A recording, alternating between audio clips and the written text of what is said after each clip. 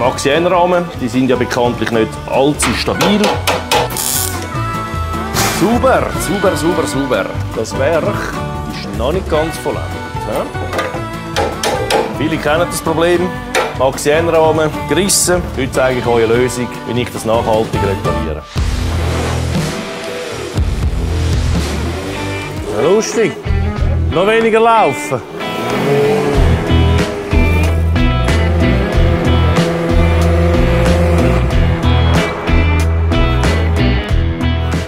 Haben wir natürlich wieder mal etwas Lustiges bekommen, unverhofft. Den habe ich plötzlich vor meiner Tür gefunden. Ich möchte mich da noch ganz herzlich bedanken beim 4Power-Team, beim Patrick Eberle. Leider bin ich dort nicht rum. Sie hat mich spontan besuchen. Aber ich bin sicher, wir werden uns noch kennenlernen persönlich.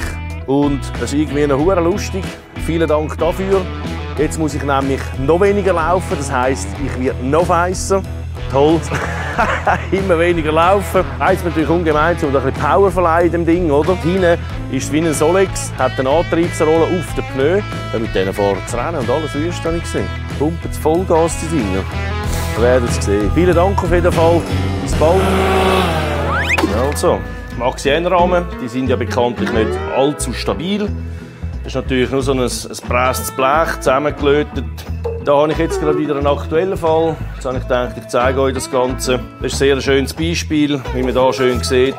Der ist gerissen. Wenn man natürlich diesen Gefährt ein bisschen ordentlich Dampf verleihen will, dann ist das halt einfach nicht wahnsinnig optimal. Ich habe ja mal einen 19 Zoll Umbau gemacht von einem Maxi-N. Das kann ich euch eigentlich gerade schon zeigen.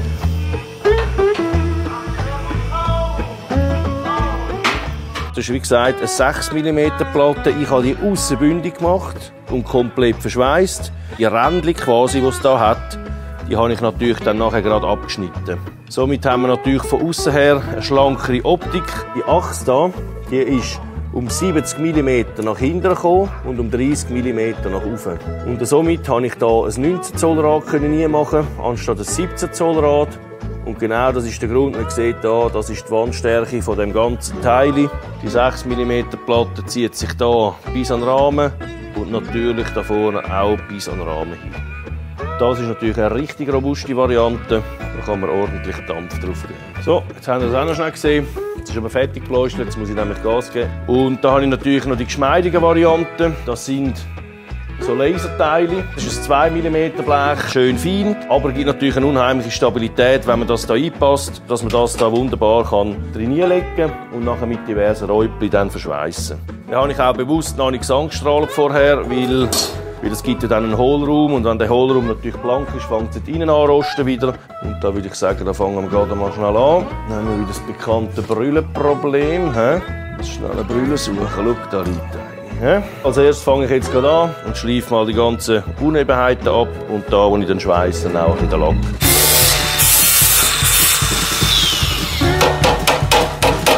Ich probiere natürlich möglichst viel da zu erhalten.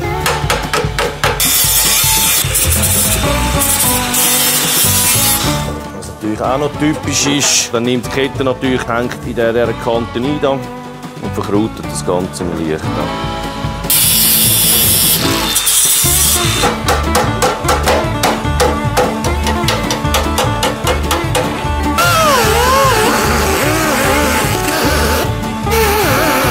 Das sollte eigentlich schon lange. Dann, der Anfang ist immer ein bisschen schwierig. Den Rahmen hinterher 32 Grad. Ich tue mich einfach langsam daran antasten, oder? Weil das ist natürlich auch bei jedem Rahmen ist das wieder ein bisschen individuell. Das ist jetzt natürlich mit einem 2 mm Blech viel ringer als mit einem 6 mm. So, mal testen. Also da oben muss jetzt sicher noch etwas abhauen. Abhauen ist bekanntlich ja einfacher als ansetzen. Aber da muss ich sicher noch ausschleifen. Da muss auf jeden Fall noch etwas weg. Da. Schritt um Schritt.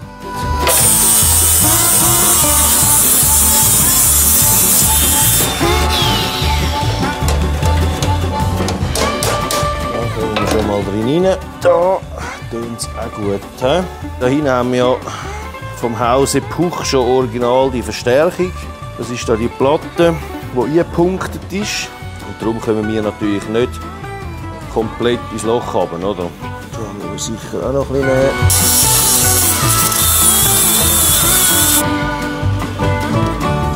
Das war bei dem hier ist das Ziel, dass das wirklich ganz tief unten liegt. Das ist immer eine Anpasserei. So, oh ja. Toll, du. Schau mal. Klemmen. Das liegt jetzt wirklich schön drin. Da sieht man, da kann man jetzt wunderbar da ein Räubchen geben. Würde ich sagen, gerade mal schnell Punkte dort unten. Jetzt ist gut.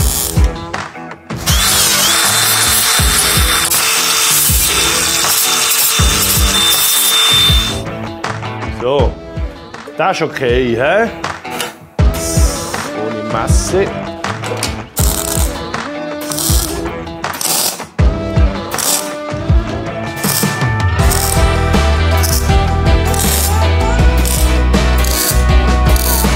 Toll. Schleifen. Dann habe ich da unten wird er noch ein bisschen mehr verschweißt. Da die Räubchen noch ein bisschen verlängert, aber nicht mehr wahnsinnig viel. Das langt dann eigentlich schon vorig. Gut, dann würde ich sagen, machen wir die andere Seite auch noch. Da auf dieser Seite ist ganz eine andere Form. Da haben wir hier noch den Knick und das ist wegen der Kette natürlich. Das ist zum Anpassen natürlich ein bisschen grösser Scheissdreck. Macht aber nichts.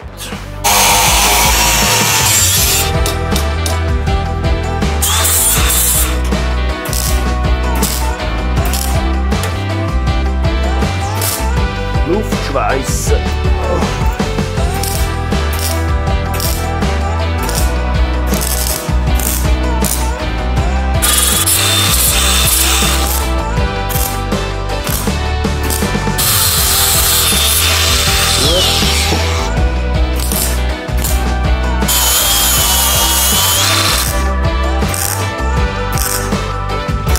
Schweissen kann ich ja nicht wirklich, aber Luft schweissen. Traumhaft zu ein luftgeschweisstes Nötchen. He?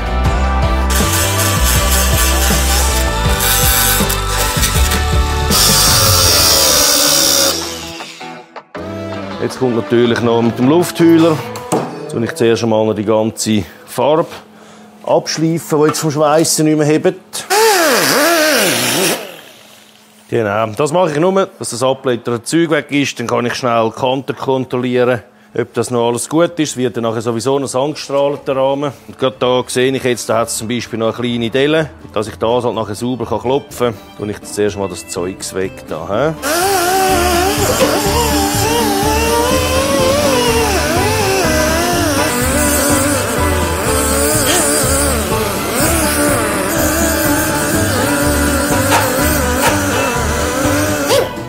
So, dann probiere ich ein bisschen aufzupünkeln.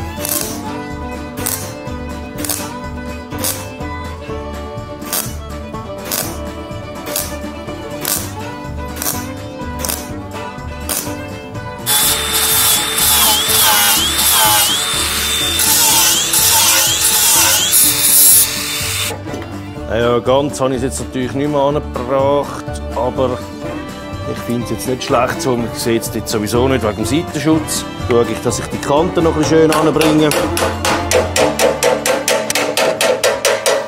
So. Ja. Sauber, sauber, sauber, sauber. Also. Ich will das Ganze noch schnell zusammenfassen, weil es gibt natürlich diverse verschiedene Varianten und Optionen. Ihr habt jetzt gesehen, ich habe jetzt die Option genommen mit nicht vorher Sandstrahlen. Das heisst, der Rahmen ist lackiert. Somit bleibt auch im Inneren eine gewisse Schicht bestehen. Ist natürlich ein guter Rostschutz. Also einfach rausgebürstet, um die losen Stellen wegzumachen. Die zweite Variante ist natürlich vorher Sandstrahlen. Dann ist natürlich das Schweissen einfacher. Aber man hat viel mehr blankes Material drin, oder? Das Problem ist immer, wenn man Sandwich macht mit Blech, bei den Stellen, wo es zusammenkommt, wo es flach aufeinander ist, dann kommt man mit dem Rostschutzmittel, wo ich nachher darauf zukomme, kommt man halt meistens nicht schön drin rein. Und Sandwich ist immer heikel, bei den Autos auch. Es ist überall das gleiche Problem. Blech auf Blech, flach ist halt einfach immer sehr, sehr anfällig für Rost. Gut, wie ich jetzt gerade erwähnt habe, mit dem Dinitrol, das wird nachher natürlich innen beschichtet. Der nächste Schritt ist jetzt hier Sandstrahlen. Und nachher wird mit dem Hohlraumschutz, wir werden da an gewissen Stellen, gibt es dann 2-3 Löcher drin. Und dann kann ich mit dem Dinitrol das innen versiegeln. Oder? Was natürlich wichtig ist, das kann man erst nach dem Lackieren machen, weil wenn das wärmer wird als 50 Grad, dann fängt das wieder an zu laufen. Heisst, der Lackierer tut das nass lackieren, tut die Kabine bei, ich weiss gar nicht, 70, 80 Grad. Und dann hat er natürlich eine hohe Freude, wenn man das Zeug vorher schon eingeschmiert hat, weil dann läuft alles wieder zu den Löchern raus und dann ist die Lackierung dahin. Man kann jetzt den Rahmen natürlich auch nehmen und ins Bad zum Entlacken und Entrosten bringen und nachher phosphatieren. Phosphatieren, das kommt natürlich dann ziemlich ähnlich wie das Dinitrol, das läuft natürlich dann alle in die Hohlräume rein. Ist natürlich sehr, sehr kostenintensive Variante. Ich sage dem ein bisschen die High-End-Variante. Kann man machen, muss man aber nicht. Dann weiter. Wir sehen ja, ich habe jetzt da rein, habe ich nur ein paar Räubchen gemacht, um einfach das Ganze zu fixieren. Das lange von der Stabilität her natürlich locker. Was jetzt natürlich kommt, das ist jetzt, können wir auch gerade dazu, eben Schweissnaht abschleifen. Da habe ich natürlich auch schon ein paar Mal in den Kommentaren gesehen. Das ist natürlich, bei den einen ist das ein bisschen verpönt. Der Grund, wieso dass ich jetzt das da gemacht habe, die Schweissnaht möglichst wieder ein bisschen abrunden, ist folgender. In diesen Kanten rein tut nachher der Lackierer, macht den Silikonfug, tut das ausreiben und dann sieht das natürlich seidefein aus, oder? Dann hat man rundum schön eine gleichmäßige Optik, einen wunderschönen Übergang. Das ist der Grund, wieso dass ich jetzt da die Schweissnaht so überschliffen habe. Ich weiss, das Silikon, da tut man jetzt nicht festbinden auf das Silikon, es ist einfach irgendein Fug, den er macht. Silikon wahrscheinlich nicht, weil sonst hebt wahrscheinlich dann seine Farbe nicht mehr drauf. Wird irgendetwas Spezielles sein, oder? Also will ich noch schnell etwas zum Erwähnen. Das habe ich auch sehr viel das Problem, nämlich mit dem Lenkanschlag, wie jetzt bei dem auch. Das ist auch gerissen da. Da bin ich jetzt natürlich dran. Ich mache jetzt die Plättchen da, mache ich jetzt komplett nach. Genau in dem gleichen originalen Stil, dass man die alten abtrennen kann und das neue anschweissen. Sagen wir mal, anstatt wie das Original ist 2 mm, machen wir es aus 3 mm, einfach, dass es ein bisschen stabiler wird. Ihr seht, immer dranbleiben. Es gibt noch diverse so Probleme. Da sind wir noch lange nicht am Ende. Wenn ihr gerade etwas habt, meldet euch gerne, Kommentare schreiben, irgendetwas. Da gibt es natürlich 100 verschiedene Marken und 100 verschiedene Sorgen. Und genau für das stehe ich jeden Tag auf. Also, vielen Dank fürs Schauen. Gute Zeit. Bis in einer Woche. Tschüssi.